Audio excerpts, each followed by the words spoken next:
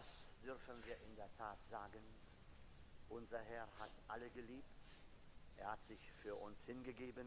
Kweli tunaweza kuyasema Bwana wetu alipenda watu wote, alijitoa kwa ajili yetu, alitoa uzima wake kwa ajili ya kutuokoa. Sasa swali ambayo tunaulizwa ni ya kuweza kujua kama nasi tunampenda kwa moyo wetu wote. Kama tunampenda, neno lake linasema, kama mkinipenda mutashika neno langu. Amina. Na hiyo ndiyo inayohusika.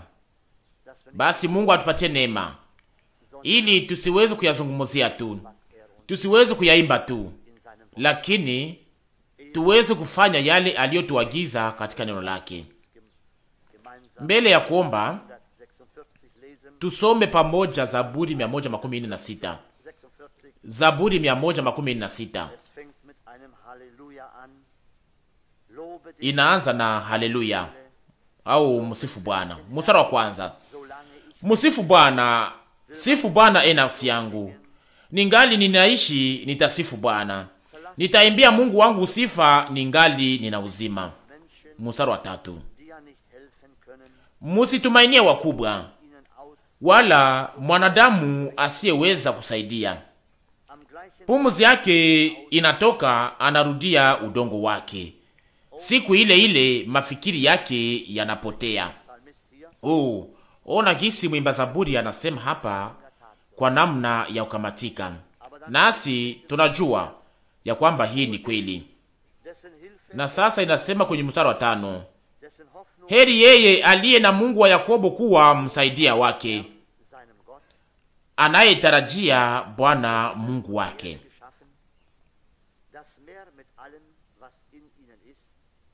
Mstari wa 6, aliyeumba mbingu na nchi, bahari na yote yaliyo ndani yao, anayeshika kweli milele. Mstari wa 7, anayetenda hukumu kwa ajili yao wanaoteswa, anayewapa wenye njaa chakula. Bwana anafungua wafungwa, Bwana anafungua vipofu, Bwana ananyanyua wanaoinama chini, Bwana anapenda wenye haki. Mstari wa 9, Bwana anachunga wageni, anategemeza yatima na mjane, lakini njia ya waovu anaipindua.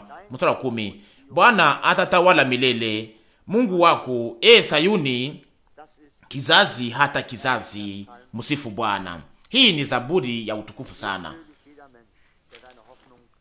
Hii ni zaburi nzuri, na inasema ya kwamba heri mtu anayeweka matumaini yake ndani ya Bwana, kwa maana tunajua ya kwamba hakuna tumaini lingine, lakini yeye peke yake ndiye aliye tumaini la kweli, yeye aliye salama ya kweli, wema wa kweli na wokovu wa kweli. Na hivyo sasa, jioni hii tunashukuru sana kwa sababu tunaweza kuwa hapa kwa ajili ya kuabudu. Tusimame na tuabudu pamoja.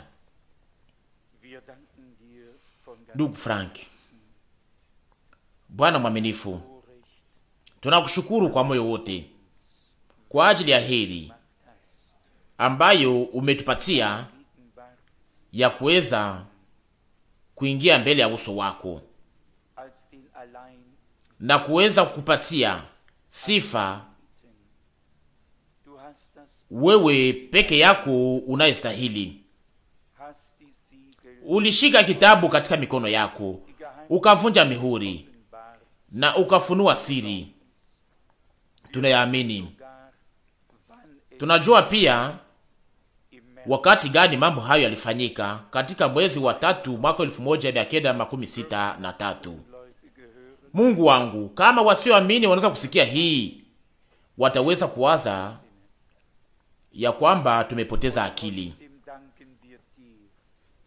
Na ijapokuwa tunakushukuru kwa ajili ya heri kubwa kama hii, kwa maana taifa lako lina sehemu kwa yale unayofanya.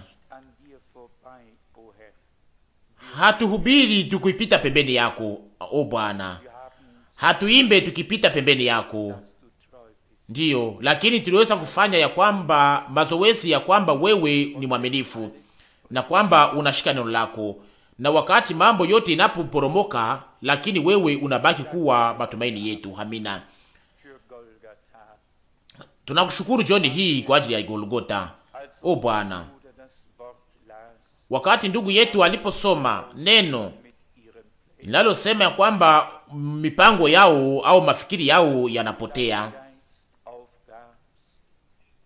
Bwana mwaminifu, wakati ulipotoa roho, mpango wako ulitimilika. O Mungu, ona gisi wewe ni mkubwa. Ona gisi kazi zako na njia zako pamoja na taifa lako ni za ajabu. Tujulishe njia zako pamoja nasi ndani ya siku hizi.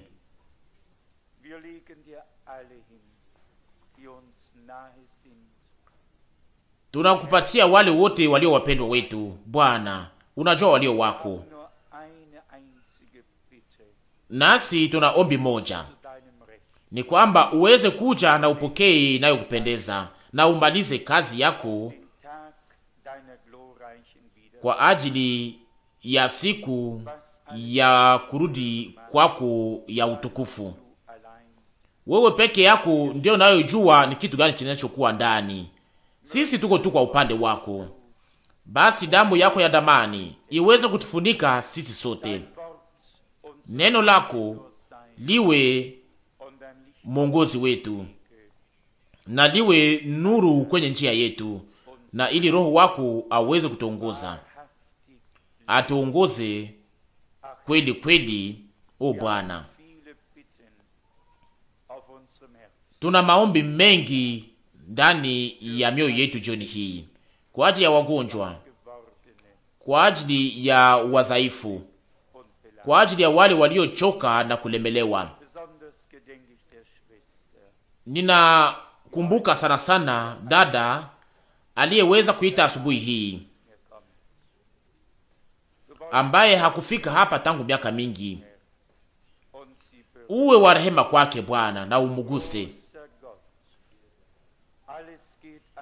Mungu mkubwa, yote inapita mbele yako, pia hata mateso ya dunia, pia hata ugonjwa haitoki kwako, lakini inapita mbele yako, mbele iweze kutufikia sisi. Tunawaza kuhusu wale wote waliosikia neno lako katika mahali hapa. Hatuwezi kufanya tofauti, lakini tunawaweka katika mikono yako. Tunajiacha kwenye madhabahu yako na tunaombea wote kwa namna moja. Hakuna mtu aliye mwema au awe mubaya kuliko mwingine. Hakuna mtu aliye na uwezo au aliye na mapungufu kuliko mwingine. Lakini wewe peke yako ndiye uliye Mungu, na wewe peke yako unaweza kusaidia. Kama vile ulivyotufunulia neno lako, tufunulie basi nguvu zako zinazosindikiza neno lako, na ili wakati wa neno lililonenwa iweze kufika,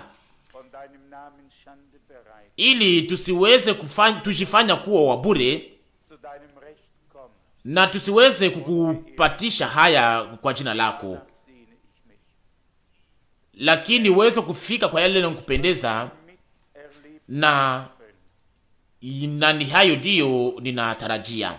Bwana, ningelitaka ili niweze kupata sehemu katika kujirudilia kwa matendo ya mitume, ili mwisho uweze kufanana na mwanzo.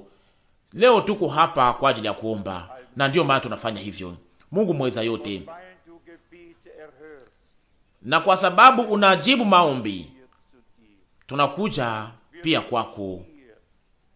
Hatuko hapa ili tuweze kuleta ujuzi wetu, o Mungu wangu. Tuko hapa ili tuweze kutambua mapenzi yako, ili tuweze kuabudu, ili tupate uhusiano pamoja na wewe. Hiyo uhusiano pamoja na wewe, haleluya. Tuko hapa ili tuweze kuishi masiku za upatanisho, siku kubwa ya upatanisho, wakati baragumu ya Mungu itakapolia na taifa lako litakapoitwa kwa ajili ya karamu. O Mungu, unajua kilio cha nafsi zetu. Tunakumbuka pia dada yetu aliye kwenye hospitali na ndugu yetu ambaye hana nguvu. Mungu wangu, basi rehema yako ziweze kuonekana na wema wako na rehema zako ziweze kufunuliwa. Na kama ni kwa sababu ya kutokuamini kwetu, basi uhukumu kutokuamini, lakini usihukumu wale ambao waliochoka. O Bwana, sikukuja ili niweze kuhukumu wenye zambi. Haukukuja kuhukumu wenye zambi, lakini ukuja kuhukumu zambi. O Mungu, hata nasi tuweze kufanya hiyo tofauti.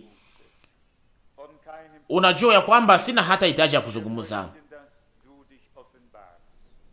Sina hitaji ya kuzungumza, na hakuna mtu katikati yetu aliye na hitaji ya kuzungumza. Lakini tunataka uweze kujifunua na uweze kuonekana, na hiyo iweze kufanyika. Tunakushukuru tena, kama vile katika siku zile huko katika Edeni, msalaba na upatanisho viliweza kuvunjwa. Wakati huo katika bustani ya Edeni, adui na uasi iliweza kuingia, na hapo nyuso za watu zikaenda mbali na wewe. Lakini basi acha tena uweze kurudisha na kuleta msalaba na ulete upatanisho pamoja na sisi na katika kila maisha ya kila mmoja wetu, Bwana. Kama vile Musa alivyonyanyua nyoka katika jangwa, ikimaanisha shetani ambaye aliyehukumiwa, na hivyo na wewe uweze kunyanyuliwa katikati yetu, wewe uliyehukumu shetani ambaye aliye zambi, lakini ukahurumia mwenye zambi, ukahurumia mwenye zambi, na kisha ukaleta waliokuwa wametekwa, na ukaleta mateka, na ukapatia karama kwa wanadamu. Oh Bwana, moyo wetu unaguswa, na ndiyo maana tunakuita kweli. Kilindi kinajiita kilindi kingine. O Mungu, tubariki jioni hii.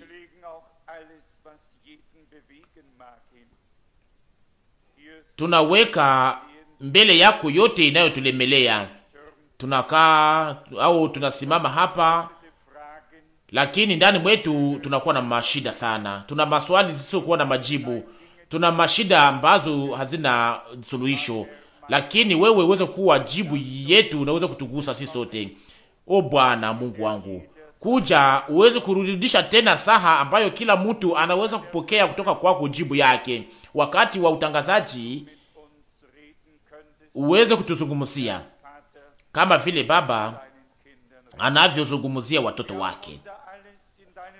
Sisi tumeweka yote katika kazi yako, katika kazi yako Mungu mweza yote, na tunajua kwamba utatupatia yote ambayo uliotayarishia. O Bwana, kwako upewe utukufu, sifa na mabudu milele hata milele. Haleluya, haleluya, amina, amina. Tunakaa. Sifa na shukrani ziko kwa Bwana.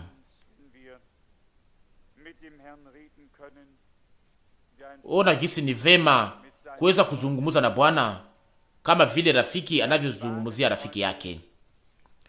Pamoja na rafiki wa kweli unaweza kufungua moyo.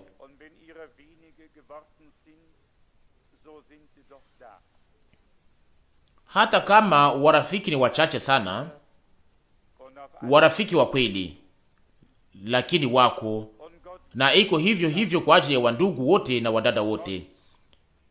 Na Mungu atafikia kwa yale yanayompendeza, ijapokuwa yale yote inayofanyika hapa duniani. Lakini tunajua ya kwamba imani yetu haiko katika anga, ilijengwa juu ya mwamba, ikaingizwa ndani ya neno la Mungu. Na mtu ambaye asiyeweza kuamini Mungu anaweza kuamini nani? Au anaweza kuamini nani? Hatujiamini sisi wenyewe, lakini tunaamini Mungu. Hatuamini ahadi za bure, lakini tunaamini neno lake na ahadi zake. Kuamini Mungu ni kuamini yale aliyoahidi. Tunashukuru sana kwa sababu tunaweza kuwa hapa jioni hii. Tunashukuru kwa ajili ya nyinyi nyote. Akose hiyo itaweza kutufanyizia vema, na naweza kuisema pia hata kutoka hapa mbele. Tunashukuru sana kwa ajili ya kila ndugu na kwa ajili ya kila dada, na tunafurahi wakati mnapokuwa katika afya njema, na tunakuwa na huzuni wakati mnapokuwa muko katika hali mbaya, na iko hivyo hivyo kwa ajili ya sisi sote. Na ni kwa sababu tunafungwa katika upendo wa Mungu, tunafungwa pamoja. Ninawapatia mfano wa kidunia hii. Wakati niposikia ya kwamba wa ndugu zetu, wapendwa wetu, wa ndugu wetu wanaweza kufungua restaurant, iko wapi? Huko Duisburg au Milai, lakini nisiwe ni mahali gani, lakini naweza kufurahi sana wakati niposikia hiyo. Naweza kufurahi sana. Ni ndugu wa Palermo na dada wa Sweden. Ni kweli naamini ya kwamba ni ndugu Nino na dada Marguerite. Sivyo? Hizo ni majina zenu. Niliweza kufurahi sana. Nisiwezi kuambia mtu. Mnaweza kuisikia ninyi wenyewe. Ninawaza sana sana wa ndugu ambao waliweza kuhamia hapa Ujerumani, ambao waliweza kuwa na mashida pamoja na utawala na mambo yote. Lakisha sasa wanakuja waliweza kusikia neno, na kisha kuna kuja Mjerumani anayehubiri, na wengine Wajerumani wote wako pale, Wajerumani wengine walio katika uongozi, amina, na kose Wajerumani wengine walio katika utawala, wanajua namna gani wanaweza kuwatumikia, lakini kuna kuwa vita ndani ya moyo. Lakini tunafurahi sana kwa sababu tunaweza kuwa nayo. Mungu awabariki, Mungu awabariki, Mungu awabariki nyote. Kama ningeliweza kuwa na uwezo, ningeliweza kutengeneza hata kampuni tena kesho. Ndiyo, ni kweli. Waamini wanapaswa kulinda miguu yao hapa duniani mpaka Bwana aweze kuja. Wengi sana wanautafuta kuweza kushiweka juu sana. Wanawaza kwamba wanaweza kuruka na kupanda juu. Wakati wanaporuka wanashukutana tena wako chini. Lakini heri wale wanaoweza kutumika. Mtumike mpaka anaweze kuja, Bwana anasema. Na tuweze kubaki kwa kawaida. Tuvumilie katika maombi. Uzinifu wote, uzinzi wote na yote ambayo inafanana na hiyo ni ubavu mbele ya macho ya Mungu. Na ndiyo, na kwa wakati fulani inaweza kuwa upumbavu pia mbele ya macho ya watu. Ningetaka niweze kuleta salamu za wandugu toka Finland, Lyon, na pia toka Zurich. Tulifurahi sana siku ya kwanza ya juma iliyopita. Kila wakati Mungu anatupatia neno la ajabu. Ndiyo, kila neno ni la ajabu, lakini mara nyingi linakuwaka tena kuwa kubwa tena zaidi, linakuwa la lazima tena zaidi, na ninaweka tena umuhimu tena zaidi. Na hapo sasa tunaweza kufurahi tena zaidi kwa yale Mungu, kwa maana Mungu anaweza kufikia kwa yale inampendeza. Tuna imani isiyo na mpaka ndani yake. Mtu ambaye hakuweza kusema hapa tangu muda mrefu nikose ni ndugu Winsky. Una neno fulani lao waka ndani ya mwako, na sio kwamba unaweza kusema, lakini neno lao waka ndani yako. Kama ni kweli sasa kuja. Ni ushuhuda gani ya ajabu kutoka neema ya Mungu?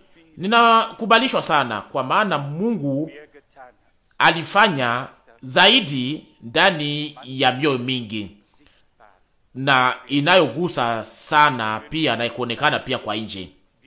Na wakati Paulo anasema ya kwamba tunachukua hii utajiri wa mbingu katika vyombo vya udongo, na hiyo ni kweli.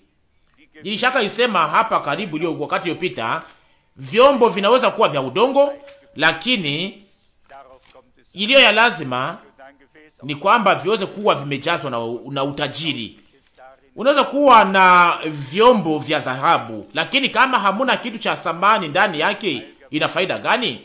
Ndiyo, vyombo ni vyombo vyako, vyombo vyako. lakini wewe ndio unaweza kutujaza kwa utajiri wako wa ajabu Bwana. Ndio hiyo ni amina. Moja ni andiko mbili, na andiko mbili zinazonigusa sana. Moja iko katika Amosi sura 3 mstari wa 3. Watu wawili wanaweza kutembea pamoja pasipo kuweza kupatana.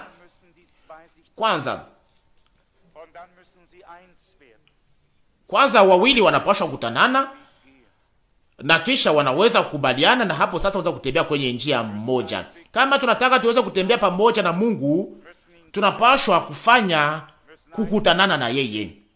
Tunapaswa kugeuka kuwa mmoja pamoja naye na kuweza kufuata njia moja pamoja naye. Na pia kuna zaidi ndani ya Amosi sura 3 mstari wa 6b. Mabaya yatangukia mji Bwana na Bwana hakuyafanya. Lakini tunakuwa na mashaka kuweza kuamini hiyo. Lakini tunataka kusema ya kwamba hakuna mtu anayeweza na aliye na uwezo ya kuweza kupingana na Mungu, kwa maana yote inapita mbele ya Mungu. Lakini sasa kuna kuja hili neno la nguvu sana, mstari wa 7, Amosi sura 3. Hakika Bwana Mungu hatafanya kitu, lakini anafunulia watumishi wake manabii siri yake. Na kisha kuna kuja neno la ajabu, mstari wa 8. Simba amenguruma, nani asiyeogopa? Bwana Mungu amesema, nani asiye tabiri? Na hapo niliweza kutambua kwa kiwango gani hiyo utaratibu ulikuwa ni ya ajabu sana. Simba wa kabila la Yuda alishinda. Alishika kitabu na akasikilizisha sauti yake, na Bwana Mungu alituzungumzia kupitia neno lake lilofunuliwa.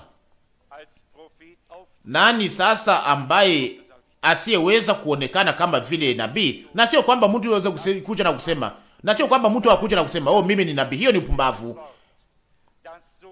Lakini pale inasemeka ya kwamba, ile inamaanisha ya kwamba nani ambaye asiyeweza kutangaza neno la unabii? Ni kusema Bwana nasema, Mungu hana hitaji ya kundi kubwa ya manabii. Mungu anahitaji ya kundi ya watu ambao wanaoweza kutangaza yale ambayo aliyofunua kwa manabii wake bila hata kuongeza kitu wala kuweza kupunguza kitu chochote. Na hiyo ndiyo neema kubwa ya Mungu. Na ni kwa hiyo ndiyo unatambua ya kwamba kuna watu hapa duniani ambao waliweza kupewa mipaka na kushurutishwa kwao. Walipewa mipaka ya Mungu, na katika mipaka hiyo ya kiungu ndimo wanaweza kutembea ndani, ndimo wanapaswa kudumu, ndimo wanapaswa kuvumilia mpaka saha ya Mungu iweze kuwa imegonga. Mnajua nyote neno la Bwana ambalo tuliweza kusoma mara nyingi, kama vile Bwana alivyosema kwa wakati ule ya kwamba wakati wenu siku zote inakuwaka iko. Yohana 7 mstari wa 6. Wakati wa watu siku zote inakuwaka iko tayari. Wanajua siku zote yale ambayo mpasha kufanya.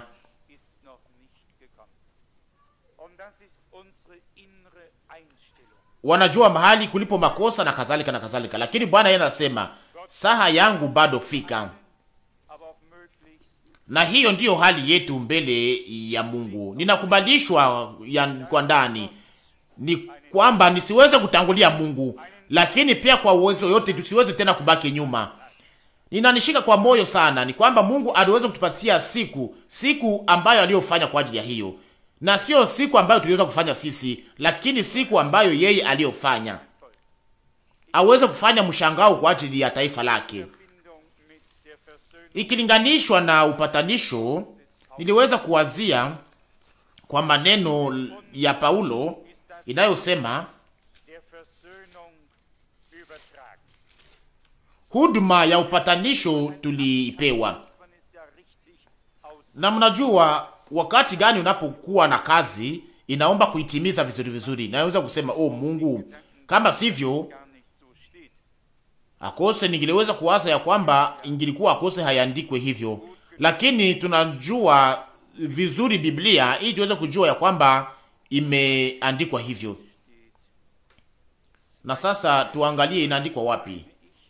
Na amini andiko ya lazima iko katika Wakorinto wa pili sura 5. Inasema hapa kwanza kwa mstari wa 18. Wakorinto wa pili sura 5 mstari wa 18. Na mwenye na maneno yote yanatoka kwa Mungu, ambaye alitupatanisha sisi naye mwenyewe kwa Yesu Kristo, naye alitupa sisi utumishi wa upatanisho. Kuna mtu aliye na tafsiri ya Luteri hapa? Inasema nini kuhusu maneno haya? Kwenye mstari wa 19 inaandikwa, maana Mungu alikuwa ndani ya Kristo akipatanisha ulimwengu naye mwenyewe, asiwahesabie makosa yao,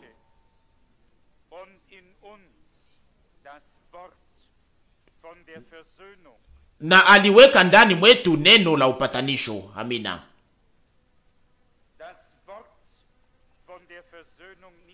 Neno la upatanisho aliweka ndani yetu, neno la msalaba, la upatanisho, la msamaha, la neema, la wokovu. Sio neno lilo bure, sio neno lilo wazi, lakini ni neno ambalo ndani mwake muna nguvu ya Mungu, ili niweze kutimiza ndani ya kila mtu yale ambayo inayotangazwa ndani. Amina. Ndani ya shahiri ya 20, Wakorintho wa pili sura 5 mstari wa 20, basi sisi ni wajumbe kwa ajili ya Kristo, ni kama Mungu anasii kwa vinywa vyetu, tunawasii ninyi kwa jina ya Kristo, mupatanisho na Mungu. Mstari wa 21, maana yeye asiyejua dhambi alimfanya kuwa dhambi kwa ajili yetu, ili sisi tuwe haki ya Mungu katika yeye. Amina. Ndugu Branamu siku moja aliweza kuonyesha shahiri hii,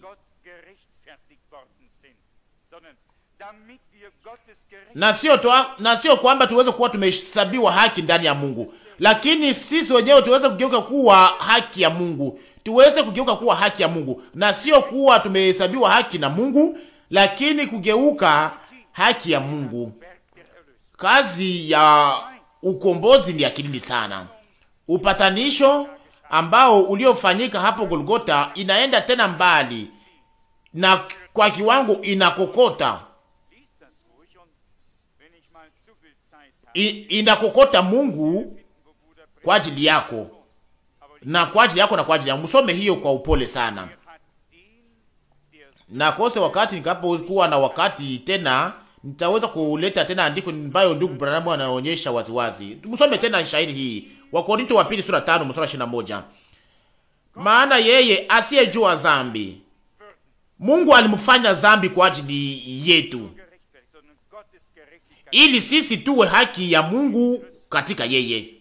Na sio kwamba tuweze kuhesabiwa haki, lakini tuweze kugeuka kuwa haki ya Mungu ndani ya Kristo. Hiyo ndiyo ufunuo wa kweli ya wokovu ya kweli,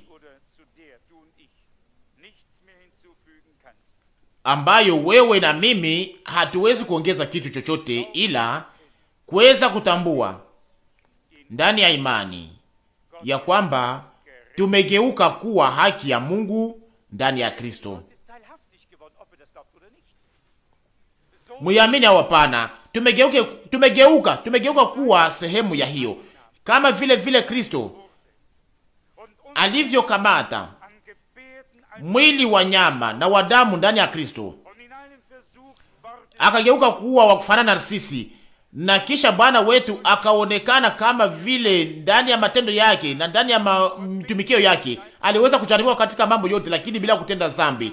Na hivyo yule aliyekuwa na tabia ya kiungu, aliyeweza kukamata sura ya mtu, na asiweza kuletwa katika tabia au hali ya kiungu, nasi ndani ya mioyo yetu tuna uhakika ya kwamba sisi tuko wana wa Mungu. Amina. Wana wa Mungu wale ni wavulana na wasichana wa Mungu. Na hivyo kama vile alivyokuwa mwana wa mtu, kwa ajili ya wokovu ya wengi, na hivyo hivyo kupitia yeye nasi tunageuka kuwa wavulana na wasichana wa Mungu. Na hapo sasa tunarudia kwa Injili, tunarudi kwenye ujumbe wa furaha kwa ajili yako pia, kwa ajili yako pia, na kwa ajili ya wale ambao walio na mashaka ndani yao na ambao wangali wanapigana ndani yao.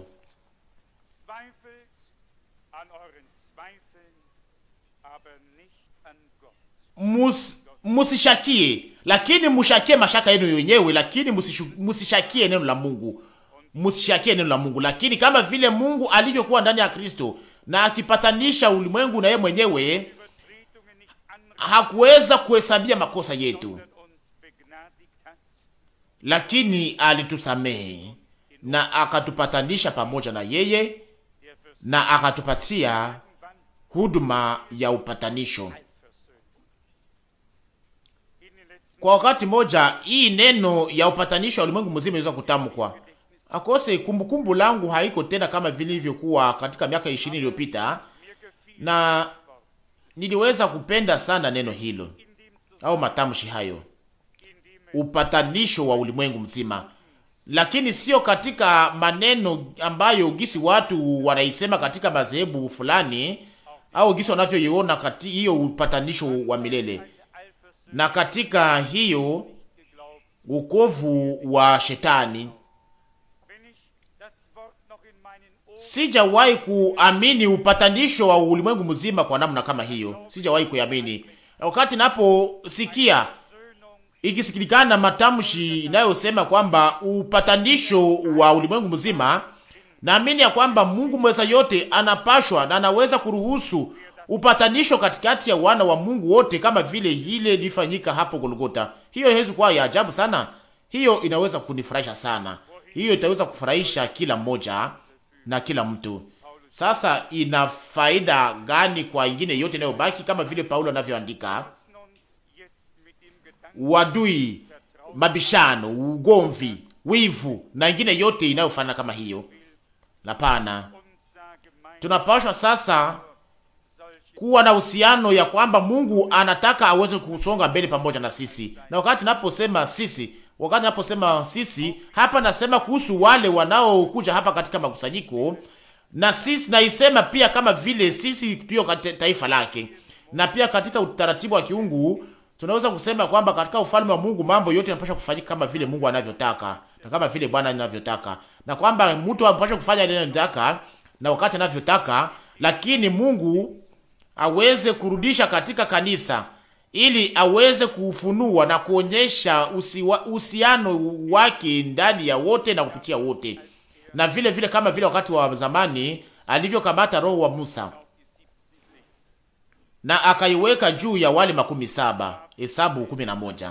Na huyo roho mmoja ilipewa kwa ajili ya kila mmoja, kwa ajili ya kazi hiyo moja. Iwe yoyote ambayo mtu alikuwa akifanya akiwa katika hiyo roho moja. Wakati huyo roho moja wa Mungu aliyekuwa juu ya Kristo, hiyo roho moja wa Mungu aliyekuwa juu ya mitume wote, manabii wote, na alikuwa juu ya ndugu Branamu bila mashaka ndani ya siku hizi zetu, akiwa katika kipimo kubwa.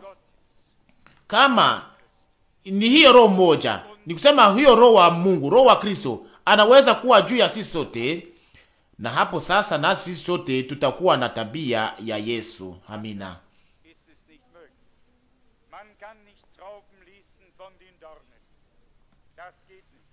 Haiwezi kuwezekana kwamba iweze kuwa tofauti na hiyo.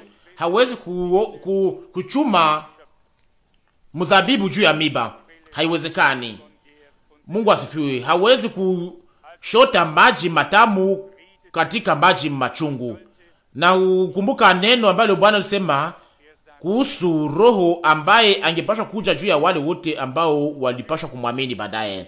Na alisema ya kwamba maji nayo wapatia itageuka ndani mwenu kuwa chemchemu inayobubujika ndani ya uzima wa milele. Hiyo kububujika kwa maji hiyo ya kiungu, kwa hiyo chemchemu ya kiungu, na ni hiyo ndiyo tunahitaji. Na hiyo inaweza kufanyika mahali ambapo Roho wa Mungu anaweza kushuka na kuweka ndani uzima ndani ya neno, kuweka uzima ndani ya neno na kuweza kukomalisha na kuweza kuikomalisha kama vile uzima mpya. Kwa maana Mungu siku zote anatoaka hayo mawili, anatoa neno lake na roho wake. Wakati alipotoa neno lake na kisha kuna kuja roho wake, na hapo sasa yale yaliyosemeka katika neno hapo sasa yanaweza kuonyesha uzima kupitia roho.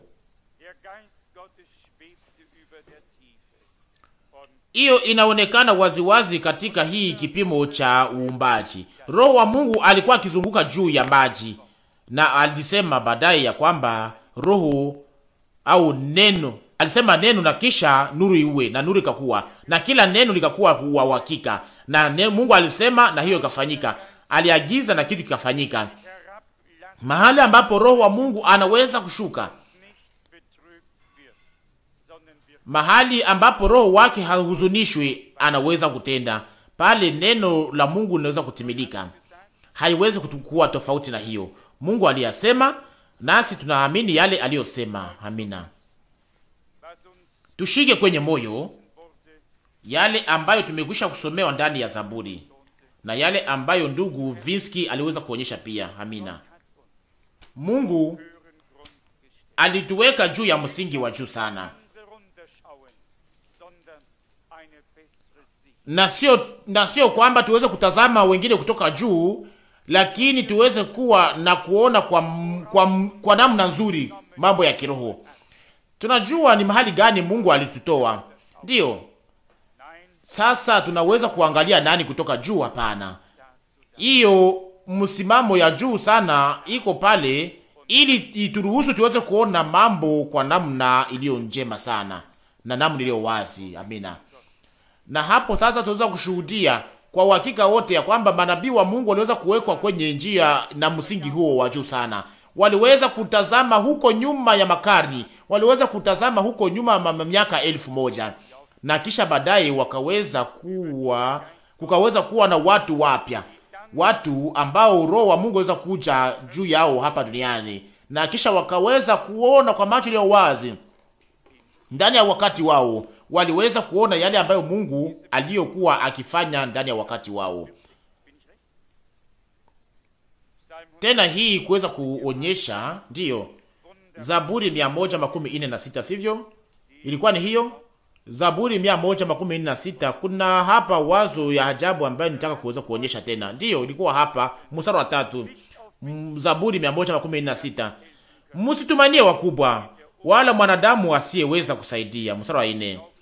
Pumzi yake inatoka, anarudia udongo wake. Siku ile ile mafikiri yake yanapotea. Siku ile ile, niruhusu muwazie hiyo. Siku ile ile mipango yake inakuwa imebomboka, iko imemalizika. Mipango mizuri ambayo mtu alikuwa nayo au mikubwa alikuwa nayo, hapo inakuwa imemalizika wakati mtu anapopumzika na kupumua pumzi yake ya mwisho.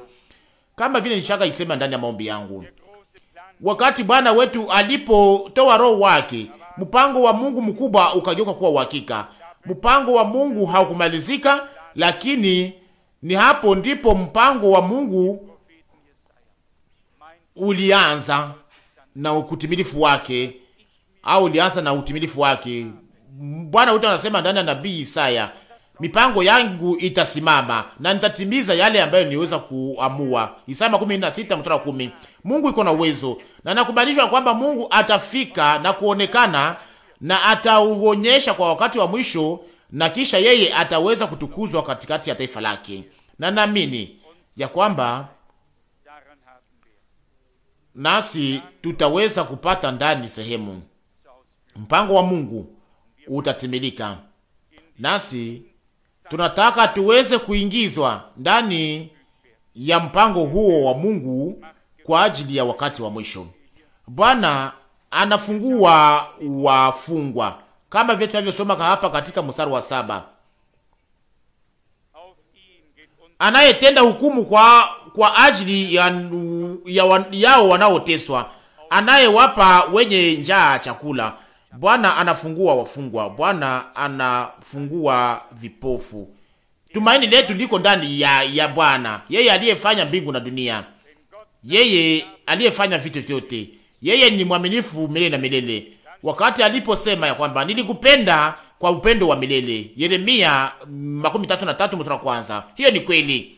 Na yeye, hiyo ni kweli, naye ni wa kweli milele na milele. Na kweli yake inadumu milele na milele. Na Mungu wetu ni wa kweli, naye anasema ni ndio na amina.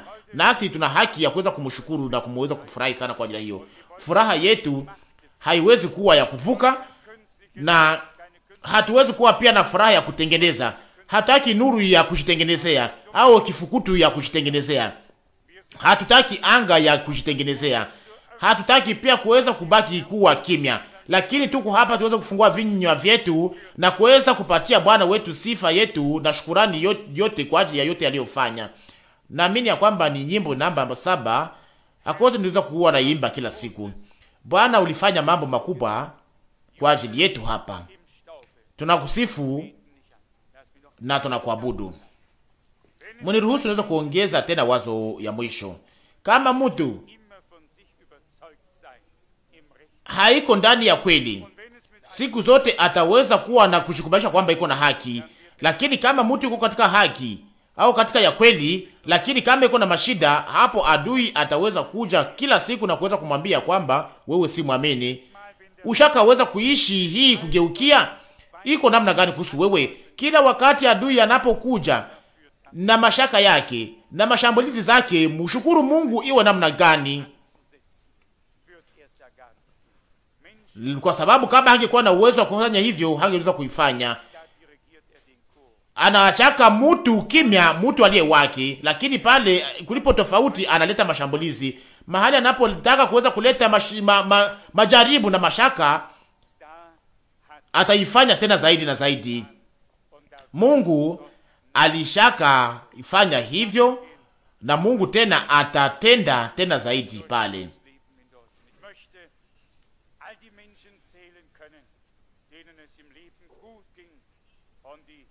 Wengine wanavuka katika maisha hii bila hata jaribu, wanatembea katika maisha hii bila jaribu. Naweza kusema wale ambao waliweza kurukaruka na kuchezea juu ya mawingu, lakini naweza kusema katika ukimya, wale wote ambao hawajaweza kupata majaribu wataweza kuipata. Wale ambao hawajaweza kuishi majaribu wataweza kuwa na majaribu pia. Na ni hivyo kweli. Kama unaweza kuuliza swali leo, baada ya miaka nyingi, unaweza kujibu ya kwamba ni hivyo ndivyo mambo yalifanyika. Lakini tushukuru Bwana kwa ajili ya majaribu hayo yote. Tuweza kusifu Bwana kwa ajili ya yote. Hiyo yote ni kwa ajili ya mema yetu, kwa maana alitupenda nasi tunaweza kumpenda. Leo tena tunasimama kwenye msingi wa juu sana. Alituweka juu ya msingi huo ya wamitume na manabii, pamoja na Yesu yeye mwenyewe akiwa jiwe la pembeni. Amina. Ni heri gani ya kuweza kuishi katika kizazi hiki? Ni heri gani ya kuweza kutambua mapenzi ya Mungu, ya kuweza kujua Mungu, ya kuweza kuwa kweli tumepokea ufunuo wa Yesu Kristo. Ni heri gani ya kuweza kuwa tuweza kusikia siri za Mungu. Ni heri gani ya kuweza kuwa tunaamini kama vile andiko linavyosema, na itabaki hivyo kwa msaada wa Mungu mpaka kwenye mwisho.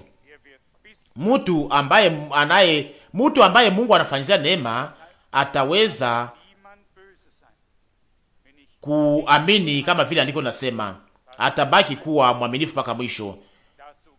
Na hakuna mtu anaweza kunisikia vibaya, lakini nashukuru sana kwa sababu Mungu aliweza kufanya hivi na hivi kwa namna nyingine kutoka wakati wa ndugu Branham. Lakini nashukuru sana kwa sababu inaandikwa ya kwamba wakati malaika wa 7 atakapopiga baragumu yake, siri ya Mungu itafika utimilifu wake. Ufunuo sura 10 mstari 7. Na hiyo inapaswa kuwa hivyo kama vile andiko linasema, na haiwezi kuwa tofauti na andiko lingine. Na napaswa kuamini kama vile maandiko yanasema. Nami nafurahi sana kwa sababu naweza kutetea hiyo bila hata uweza kuisema wewe kujitetea mwenyewe. Naweza kuwa ninazidanganya, lakini tuamini kama vile andiko nasema, na Mungu atakuwa pamoja nasi. Amina. Tusimame na tuweze kuomba kwa maombi mafupi. Na wasi Baba ile mbinguni, tunakushukuru kwa moyo wote, kwa maana tunaweza kusimama mbele ya uso wako takatifu, na hiyo kwa neema ya Golgota. Bwana mwaminifu, kuliweza kuwa na kukutanana na wewe, o Mungu. Ulikuwa ndani ya Kristo, nasi tulikuwa ndani ya Kristo, na hapo kuliweza kuwa na kukutanana na msalabani, kukawa kukutanana na msalabani, nami nakushukuru kwa ajili ya hiyo. Tangu wakati huu tunatembea pamoja. Mbele ya hiyo tulikuwa kwenye njia ingine, lakini tangu wakati ule tuliweza kuwekwa kwenye njia yako. Mungu mweza yote, nani anayeweza kuelewa hii? Ulichukua haya yetu, ulichukua dhambi zetu, ulichukua juu yako laana yetu, na ukabeba taji ya miba na matukano. O Bwana, hiyo ilifanyika kwa ajili yetu, kwa sababu yetu. Ndiyo, ulifanywa dhambi na laana na ukalaaniwa, na imeandikwa ya kwamba alaaniwe yote anayesulubishwa juu ya mti. O Mungu Bwana wetu, utukufu kwako, kwa sababu uliweza kutengeneza njia mpya na uliweza kutupatia uzima mpya. Haleluya! Nasi uliweza kutupatanisha. Bwana mpendwa, utupatie hitaji moja, ni kwamba niweze kuongoza waliokombolewa wote mpaka kwako wewe mkombozi, ili nao waweze kupenya na kuweza kufika mpaka kwenye msalaba na uweze kushitukuza. Haleluya! Bwana, ninakushukuru. Ni ajabu sana, ni ya utukufu sana, nasi tunaweza kuwa washuhuda wa hiyo. Kungeliweza kuwa mambo mengi ya kusema. Ulijifunua kwetu, ulitujulisha neno lako na mapenzi yako.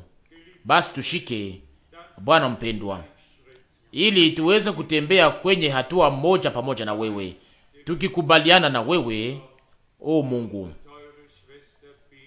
kama vile dada yetu mpendwa alivyoomba, uzima wa uzima wako, neno la neno lako. Amina.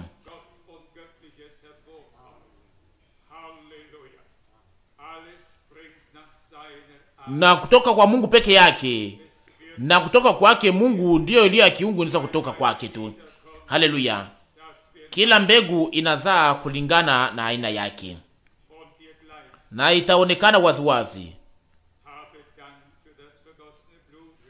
wakati wa kurudi kwako, ya kwamba tutageuzwa kwa sura yako na tutaweza kufanana na wewe. Ushukuriwe kwa ajili ya damu yako iliyomwangika, ushukuriwe kwa ajili ya neno lako, ushukuriwe kwa ajili ya roho wako. Ninakuomba tena ingine mara moja kwa ajili ya huzuni zote na tabu zote. Ninakuomba upatie watumishi wako huduma ya upatanisho, ili tuweze kutimiza kazi yetu na yote iliyo sehemu ya hiyo. Wenye dhambi waweze kuokolewa, wagonjwa waweze kupona, waliochoka na waliofungwa waweze kufunguliwa.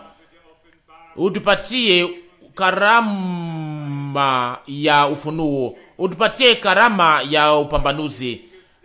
Tupatie neema ya kuweza kutimiza ujao wa kazi kwa ajili ya utukufu na sifa ya jina lako. Ushukuriwe kwa sababu tunaweza kusimama kwenye msingi wa Biblia ulio juu sana. Bwana, tunasimama mbele yako. Haleluya! Wewe uko karibu nasi, uko hapa, kwa maana hii yote ni uhakika wa kiungu. Tukuza jina lako la utukufu kama vile tumekwisha kuomba. Bariki weekend hii. Tunakuja hapa kila wakati tukiwa wazi, lakini tunahitaji tuweze kujazwa na nguvu zako na wewe. Utukufu iwe kwako na utukufu kwako na mabudu yewe yako. Bariki ndugu yetu kutoka Palerme. Bariki ulimwengu yote mzima. O Mungu, tupatie hiyo upendo wa kwanza Bwana. Turudishie yote iliyoweza kupotea katika miaka iliyopita. Tunakushukuru kwa utukufu kwako. Tunakushukuru kwa ajili ya hiyo yote katika jina la Yesu Kristo. Amina. Amina.